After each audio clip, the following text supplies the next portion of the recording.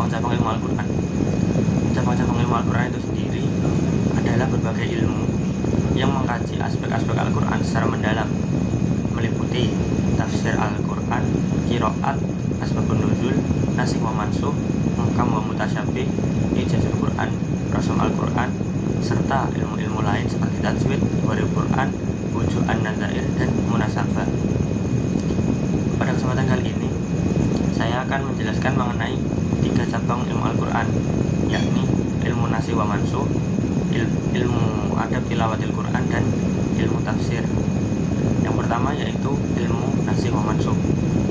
Ilmu nasikh wa mansukh sendiri ialah cabang ilmu dalam usul fikih dan ulumul Quran yang membahas tentang penghapusan atau penggantian hukum syariat Islam yang lama oleh hukum syariat baru yang datang kemudian melalui dalil Al-Quran atau hadis untuk kemaslahatan umat, seperti mengganti arah kiblat dari Baitul Maqdis ke Ka'bah. Mengenai nasikh wa mansukh sendiri, untuk ada beberapa poin definisi. Yang pertama, nasakh adalah proses penghapusan, penggantian atau pemindahan hukum syariat. Kemudian nasikh ialah dalil atau ayat atau hadis yang datang kemudian dan menghapus hukum sebelumnya. Mansukh yaitu dalil atau hukum syariat yang dihapus atau diganti oleh dalil yang baru.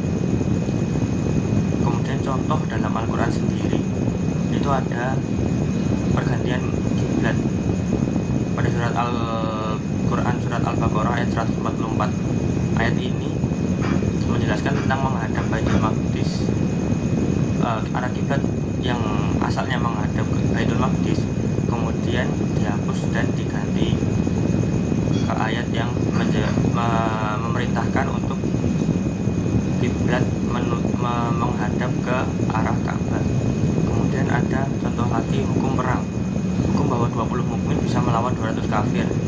Itu ayat yang lama, kemudian dihapus oleh hukum baru bahwa 100 mukmin bisa melawan 200 orang kafir pada Quran surat Al-Anfal ayat 65 hingga 66.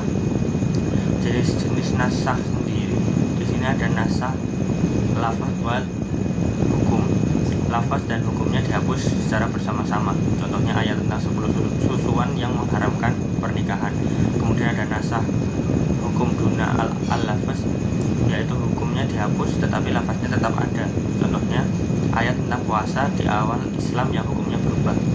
Kemudian jenis yang terakhir yaitu nasakh al-lafaz duna al-hukum, yakni lafaznya dihapus tetapi hukumnya tetap berlaku.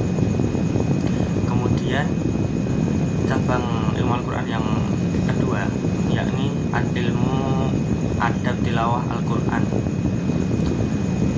Ilmu ini mencakup mengenai persiapan fisik seperti wudhu dan bersih mulut, kemudian mental yakni niat, ikhlas, dan khusyuk, kemudian waktu dan tempat yakni tenang, bersih, menghadap kiblat, serta cara membaca seperti tartil, tajwid, atau memperindah suara.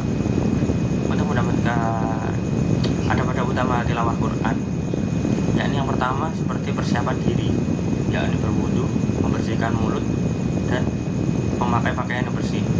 Kemudian niat dan kekhusyuan, niat ikhlas dan khusyuk terhadap ibadah yang kita lakukan. Kemudian mengenai waktu dan tempat. Untuk waktu sendiri kita pastinya tepat waktu dan tempat yang bersih dan menghadap kiblat. Kemudian cara membaca seperti membaca ta'awud dan basmalah, membacanya dengan tartil dan mengusahakan untuk memerindah suara. Kemudian sikap dan posisi, duduk sopan dengan dan memegang mushaf dengan cara yang benar. Kemudian setelah membaca, menutupnya dengan doa. Itu dianjurkan untuk menutupnya dengan doa. Intinya, tilawah adalah ibadah yang menuntut kesanggupan, kebersihan, dan pemahaman mendalam terhadap makna Al-Quran, menjadikannya pedoman hidup. Kemudian cabang ilmu Al-Quran yang terakhir yaitu ilmu tafsir, yakni adalah ilmu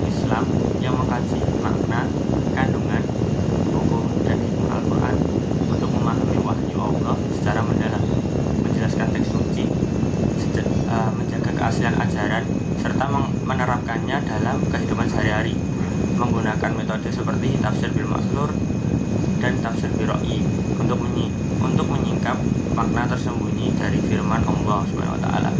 Secara bahasa, ilmu tafsir sendiri berasal dari kata fasaro yang berarti menjelaskan, menyingkap atau membuka tabir sesuatu yang tertutup. Kemudian secara istilah, yakni ilmu untuk memahami Al-Quran, menjelaskan maknanya, mengeluarkan hukum dan hikmahnya, serta memahami maksud Allah Subhanahu wa taala sesuai kemampuan manusia. Fungsi dan tujuan dari kita mempelajari ilmu tafsir yaitu yang pertama menjadi kunci utama memahami Al-Quran, kemudian menjelaskan makna teks Al-Quran, kemudian menjaga keaslian ajaran Islam, menjembatani teks suci dengan realitas zaman, dan menggali hukum dan hikmah untuk pedoman hidup. Untuk metode penafsiran sendiri terdapat 3 metode penafsiran utama, yaitu tafsir bil maksur atau tafsir dengan riwayah, penafsiran berdasarkan Al-Quran, Sunnah atau hadis, pendapat sahabat dan tabi'in. Contohnya seperti tafsir Ibnu Katsir. Kemudian metode yang kedua yakni tafsir bil ra'yi atau dengan rasional, penafsiran dengan ijtihad atau akal dan pemikiran para ulama. Contoh tafsir Fakhruddin Ar-Razi. Kemudian yang terakhir tafsir tematik atau maudu'i, yakni dengan mengumpulkan ayat-ayat Al-Quran berdasarkan tema tertentu untuk pemahaman yang utuh. Cara mempelajari ilmu tafsir ini sendiri dengan belajar dari ulama yang ahli, membaca kitab-kitab tafsir yang terdahulu, dan mengikuti kajian tafsir